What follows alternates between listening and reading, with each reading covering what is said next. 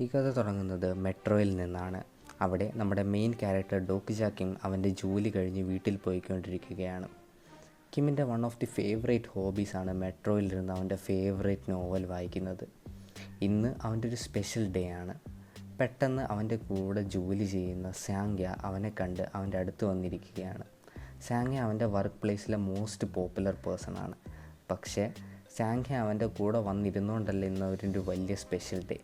അവൻ 10 വർഷമായിട്ട് വായിച്ചുകൊണ്ടിരുന്ന novel 3 Ways to Survive an Apocalypse ഇന്ന് തീരുകയാണ്. പെട്ടെന്ന് അവൻ്റെ ഒരു മെസ്സേജ് വരും. ആ മെസ്സേജ് കാണുമ്പോൾ തന്നെ അവന് മനസ്സിലാവും ഇത് 3 Ways to Survive an Apocalypseൻ്റെ ഓതറിൻ്റെ മെസ്സേജാണെന്ന്. ആ മെസ്സേജിൽ ആ ഓതർ അവന് താങ്ക്സ് പറയുകയാണ്. അവൻ്റെ ഈ നോവൽ ഇത്രയും നാൾ വായിച്ച് സപ്പോർട്ട് ചെയ്തതിന് അവൻ്റെ ഒരു ഗിഫ്റ്റും കൂടെ സെൻഡ് ചെയ്യുമെന്ന് ആ ഓതർ പറഞ്ഞു. കിം അവന് കിട്ടിയ ഗിഫ്റ്റ് ഒരു $50 ബില്ലാകണമെന്ന് പറഞ്ഞ് പ്രാർത്ഥിച്ചു കൊണ്ടിരിക്കുമ്പോഴാണ് പെട്ടെന്ന് ട്രെയിൻ സഡനായിട്ട് നിൽക്കുന്നത്.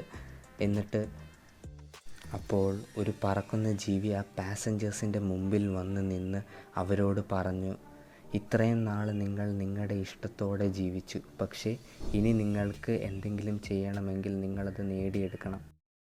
ഇത് കേട്ടപ്പോൾ തന്നെ കിമ്മിനൊരു കാര്യം ഓർമ്മ വരും. ഇതായിരുന്നു അവൻ കഴിഞ്ഞ 10 വർഷങ്ങൾ കൊണ്ട് വായിച്ച നോവലിൻ്റെ തുടക്കം. കിമ്മിന് ആ ജീവിയുടെ പേര് ഓർമ്മ വരും, ഡോക്കിബ എന്നാണെന്ന്.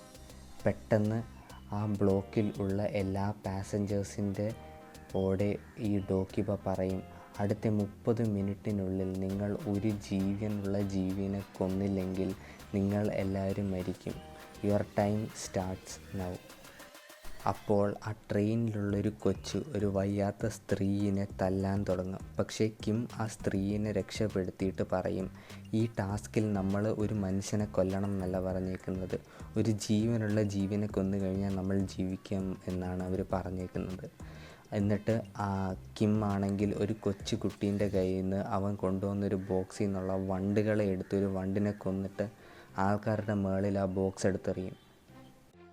അങ്ങനെ ആ വണ്ടിനെ കൊന്നവരൊഴിച്ച് ബാക്കി എല്ലാവരും ആ ട്രെയിനിലുണ്ടായിരുന്ന മരിക്കും.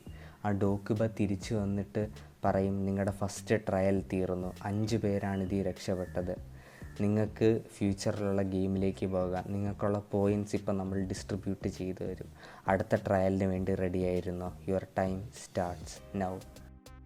സോ ഈ വീഡിയോ ഇത്രയേ ഉള്ളൂ. ഇതിൻ്റെ പാർട്ട് 2 ആണെങ്കിൽ കമൻറ്റ് ചെയ്യുക. വീഡിയോ ഇഷ്ടപ്പെട്ടെങ്കിൽ ലൈക്ക് ചെയ്യുക. ചാനൽ സബ്സ്ക്രൈബ് ചെയ്താൽ ഇതേപോലത്തെ കണ്ടൻറ്റ് കാണണമെങ്കിൽ. And as always keep being awesome.